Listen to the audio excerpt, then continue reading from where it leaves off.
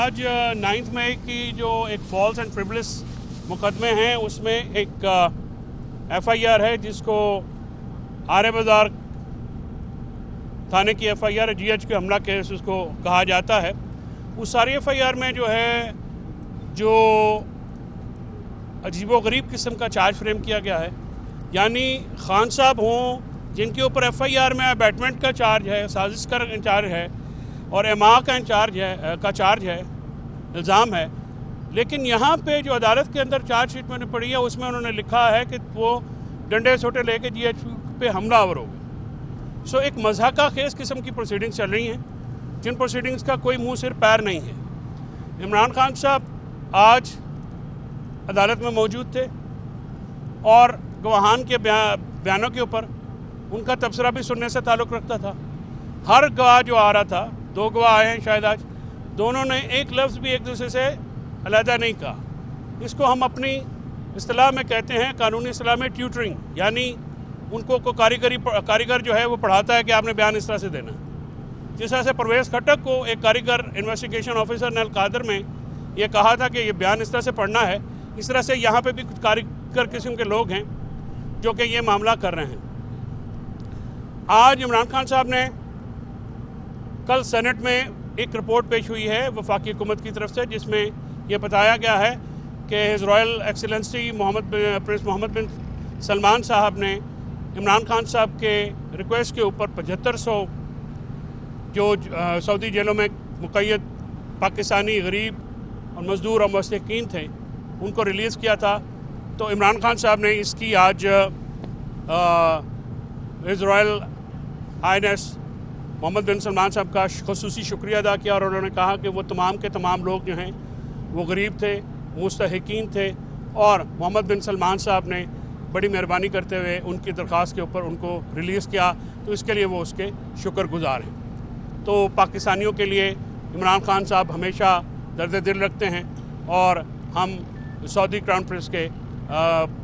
بڑے تہ دل سے مشکور ہیں کہ انہوں نے پاکستان کے غریبوں کا، مزدوروں کا جو ہے یہ عمران خان صاحب کی درخواست کے اوپر یہ معاملہ ٹیک اپ بھی کیا، کنسیڈر کیا اور ان کو ریلیز کیا۔ دیکھیں اس وقت جو 26ویں آئینی ترمیم کے شاخسانے ہیں، آج خان صاحب نے اس پہ بھی بات کرتے ہوئے اسپیشلی کہا ہے کہ دیکھیے 26ویں آئینی ترمیم کے بعد جو ہم خدشات کا اظہار کر رہے تھے آپ کے سامنے کہ عدالتیں جو ہیں وہ ایک کٹ پتلی بن جائیں گی، اور آج عدالت میں ہونے والے یہ فیاسکو جو ہیں، یہ ججز کے اندر جو تعصب ہے، یہ ججز کے اندر جو کرپنگ ہے، یہ آپ کے سامنے ہے۔ سپریم کورٹ آف پاکستان ہمارا انصاف فراہم کرنے کا سب سے بڑا ادارہ ہے۔ اگر اس ادارے کے اندر اس قسم کی تعصب کی فضا پائی جائے گی اور کچھ ججز کو انڈرمائن کیا جائے گا اور کچھ ججز کو کھلا ہاتھ دیا جائے گا تو یہ پاکستان کے نظام انصاف کے لیے ہرگز بینیفیشل نہیں۔ ہم چاہتے ہیں کہ ملک میں رول آف لا ہو، ہم چاہتے ہیں کہ ملک میں آزاد عدلیہ ہو، آزاد میڈیا ہو اور قانون کی حکمرانی قائم کی جائے۔ اور آج کل کے دور میں آزاد انٹرنیٹ کے بغیر لوگوں کی جو فنڈامنٹل رائٹ ہے، چاہے وہ تقریر کا ہو، چاہے وہ رائے زنی کا ہو، سیاسی اختلاف رائے کا اظہار ہو یا سیاسی رائے کا اظہار ہو، یہ انٹرنیٹ کے بغیر نامکمل ہے۔ آپ سب دوست جس مشکل حالات میں یہاں پہ کام کرتے ہیں، ٹیکنیشین سمیت ہمارے رپورٹرز جو ہیں، جو انسائڈر ڈالا بھی سارا دن کرتے ہیں، رپورٹنگ کور کرتے ہیں، ان کو بھی انٹرنیٹ تک ایکسیس میں بڑا پرابلم ہوتا ہے عام شہریوں کی طرح۔ ہمارا $1.70 بلین کا نقصان ہو چکا ہے IT انڈسٹری کا، اور ہم انٹرنیشنل ورلڈ میں کمپیٹ نہیں کر سکیں گے اگر یہ پالیسی جاری رہی۔ ہم یہ ایکسپیکٹ کرتے ہیں جو بین الاقوامی فورم ہیں ہیومن رائٹس کے، کیونکہ ہماری جو ہیومن رائٹ وائلیشن کی پٹیشنز ہیں ان کو قاضی فائز عیسیٰ نے اس فارم 47 کی گورنمنٹ کو کور فراہم کرنے کے لیے اور الیکشن کے فراڈ کو کور فراہم کرنے کے لیے ان کو نہیں سنا۔ ہماری پٹیشن آج بھی سپریم کورٹ میں پینڈنگ پڑی ہے، لاہور میں ویٹ فار آرڈرز میں پڑی ہے 1.5 سال سے۔ ہم یہ چاہتے ہیں کہ یہ پٹیشنز کانسٹیٹیوشنل بینچ فوراً سنیں۔ ان کو جو دھچکا ہے یا جو ان کا دھڑکا ہے موجودہ حکومت کا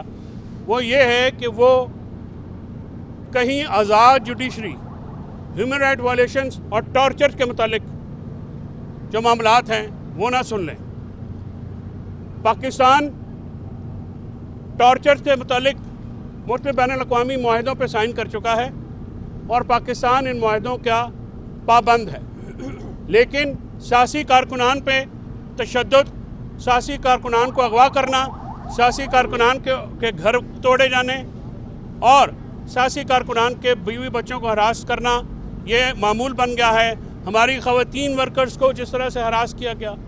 خواتین صحافیوں کو بھی جو ہے دوران احتجاج جو ہے ٹارگٹ کیا گیا۔ یہاں ملک میں صدائے احتجاج بلند کرنا اور سیاسی اختلاف رائے کا اظہار کرنا دہشت گردی بنا دیا گیا۔ ہم آج سلمان اکرم راجہ صاحب کو یہ انسٹرکشنز کیونکہ گئی ہوئی ہیں تو خط جو ہے وہ آج کل صبح جو ہے وہ کانسٹیٹیوشنل بینچ کو بھیج دیے جائیں گے، جس میں ہم ان پٹیشنز کو جو ہے وہ لگانے کا بھی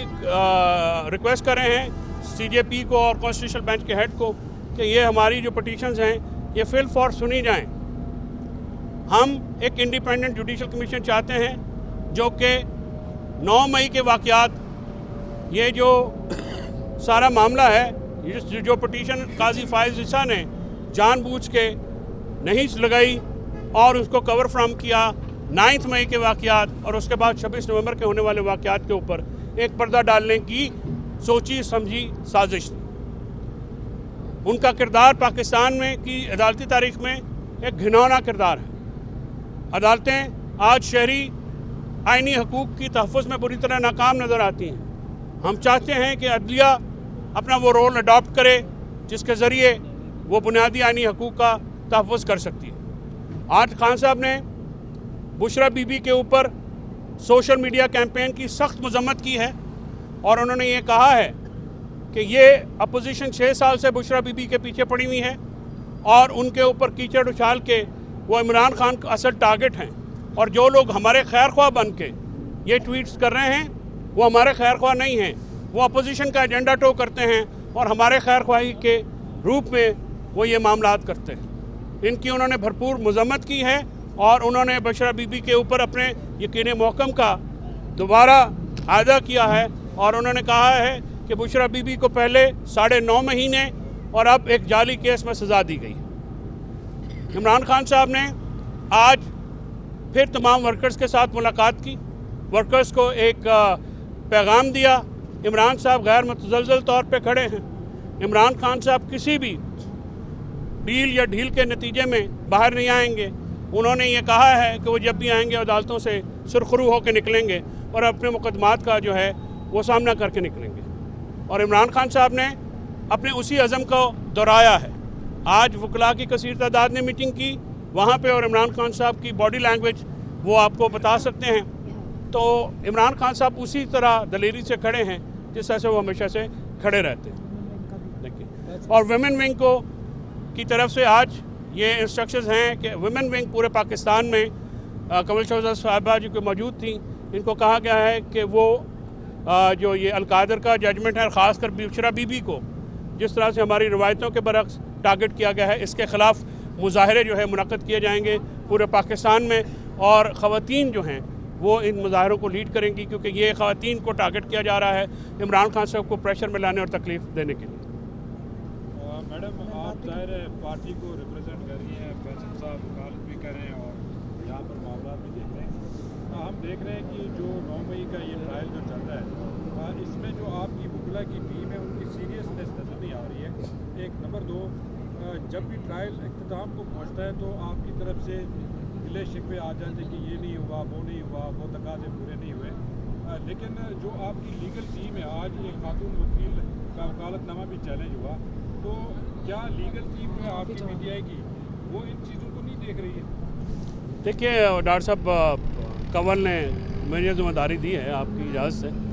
یہ انٹرنل میٹرز ہیں، ان کو لیگل کمیٹی جو ہے وہ دیکھ لے گی،